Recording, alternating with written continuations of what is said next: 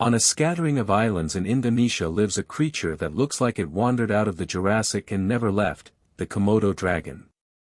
3 meters long, built like a tank, covered in armored scales, and wrapped in a reputation so thick with legend that most people couldn't tell you where the myth ends and the animal begins. Some call it a filthy-mouthed scavenger. Others call it a slow-moving relic. Almost none of that holds up. So let's find out what's actually true. Here's the first myth worth putting to rest, that a Komodo dragon's bite is dangerous only because its mouth is swimming in deadly bacteria. For decades, that was the accepted story, a filthy mouth, not a weapon, doing the damage after the fact. But research using MRI scans found something the old theory missed entirely: venom glands. Real ones, tucked along the lower jaw, pumping out compounds that stop blood from clotting and send prey into shock. The bacteria weren't nothing, still part of the story. But they were never the main event. The dragon didn't need dirty teeth. It had venom the whole time. Next, the idea that Komodo dragons are slow, lumbering scavengers, more comfortable finishing off a carcass than starting a hunt themselves. Watch one move when it actually wants to, and that myth falls apart fast. Over short bursts, a Komodo dragon can hit speeds close to 20 kilometers an hour, fast enough to run down a startled deer before it even registers the threat. Ambush, not endurance, is the actual strategy. Get close, strike hard, then let the venom do the rest of the work. Scavenging is just the backup plan, not the main one.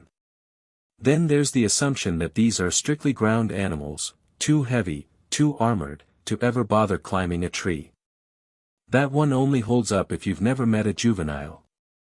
Young Komodo dragons spend much of their early life up in the branches, and for very good reason.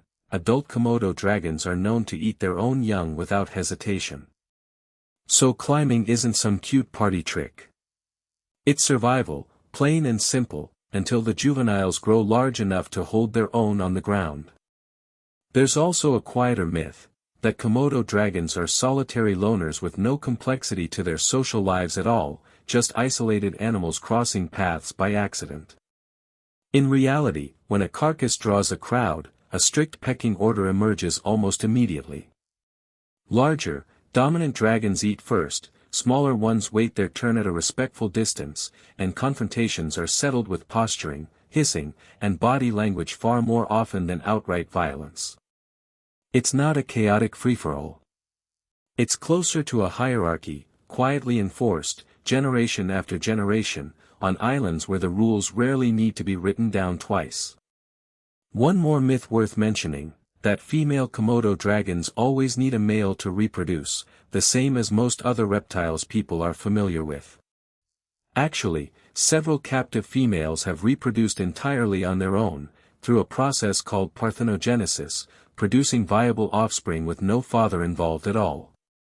It's rare in the animal kingdom, rarer still in an animal this large, and it means an isolated female stranded on the right island wouldn't necessarily be the evolutionary dead end scientists once assumed.